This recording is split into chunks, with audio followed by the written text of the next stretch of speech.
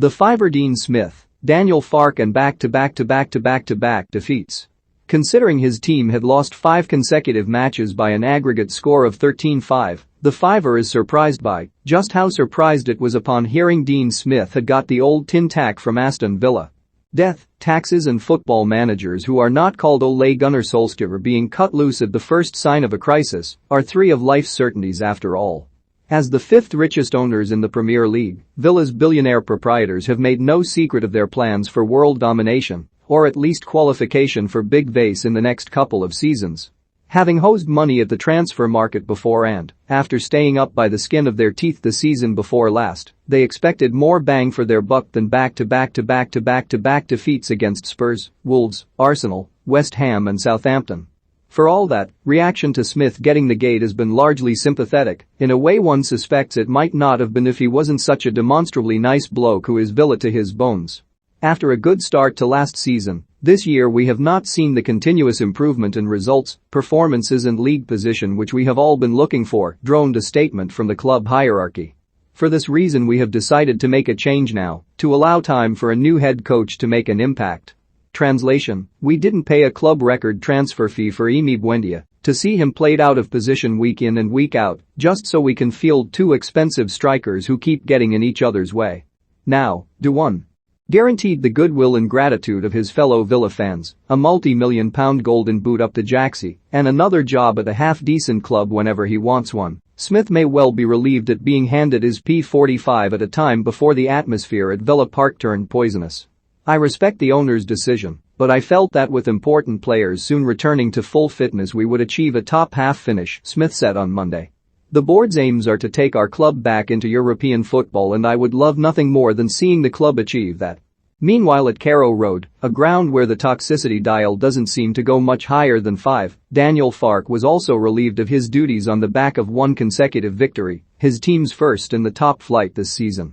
To be questioning Daniel at this point would be incredibly unfair, said Norwich sporting director Stuart Webber a little over a week ago. We're fully committed to Daniel. That's why we gave him a 4-year contract in the summer.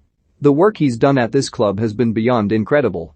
No doubt galvanized by the club hierarchy's show of faith in his abilities, Farke rallied his troops to a stirring win over Brentford, only to be shown the door. Daniel and his staff will always be welcome back here, said Webber in a club statement announcing he'd performed the kind of U-turn even a Tory frontbencher would find audacious. The Fiver looks forward to seeing Farke and his backroom team take this open invitation literally by taking their seats among the fans behind a home dugout for Norwich's game against Southampton after the international break. Need a barber in Perth on Thursday? Only put your CV forward if you're top level. You see the vibes, crispy clean, smooth. Top-level craftsmanship, barber level on 1000, but don't charge anywhere near that much. If you do, you are out of the running. Shaky hands, I rebuke you. Don't bluff me. I'm gonna look on your profile, renowned headphones salesman Daniel Sturridge needs a trim before joining up with Flamin' Perth Glory, and he has high standards. Pod Squad assemble, it's time for Football Weekly, available here. Neil Richardson's return, Fivers pass him. I too have just returned to subscription after a 20-year absence. I'm also less wise and living in Flamin', Australia. I feel angry I have missed out for all of these years. Then again, Arsenal were spearheaded by Thierry Henry, I had hair, and someone threw an egg at John Prescott. Were good, Aaron Brown. I am a regular Fiver reader from April 2002, which means that I have read at least 4,000 Fivers. I would say that the correct number is closer to 4,500.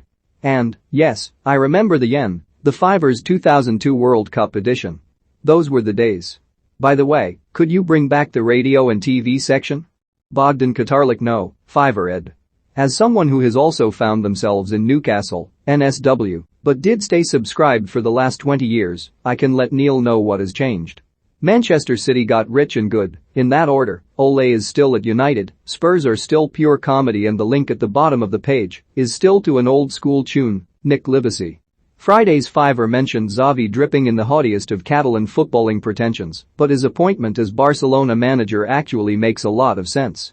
After all, putting a playing legend in charge of the current shower has worked out spectacularly well for Manchester United, Ed Taylor. Send your letters to the .boss@theguardian.com. And you can always tweet the Fiver via @GuardianSport. Today's winner of our prizeless letter O the day is Bogdan Katarlik, who frankly deserves a medal. On the audio long read, David Kahn on how the Hillsborough families were failed by the justice system. And on Today in Focus, Michael Safi talks to Josh Cavallo, the world's only openly gay top-flight men's footballer, who says he would be scared to play at the World Cup in Qatar. The Northumberland FA has called for an end to the verbal abuse of youth referees after officials went on strike over the weekend. A couple of weeks ago, we had 8 referees in tears, said Helen Beals, the local FA's partnerships manager. Eddie Howe has been appointed as the new manager of Newcastle United. It is a great honor to become head coach of a club with the stature and history of Newcastle. It is a very proud day for me and my family, hunked Howe. Despite the shambolic derby defeat by Manchester City, Ole Gunnar Solskjaer still expects to be at the Manchester United wheel after the international break. 5 football clubs will take part in a safe standing trial from 1 January 2022, the sports minister Nigel Huddleston has confirmed.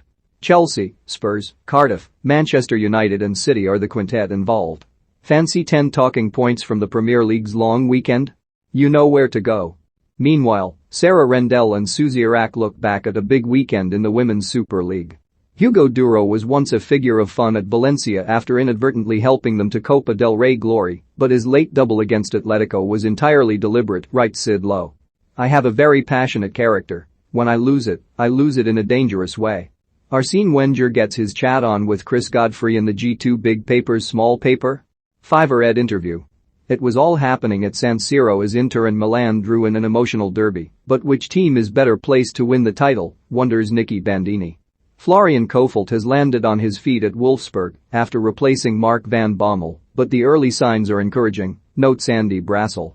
Can anyone mount a challenge to PSG in Ligue 1? Mace none. But Rennes are gunning for another top 3 finish, reports Eric Devon. And if it's your thing, you can follow Big website on Big social face space. And Institute too.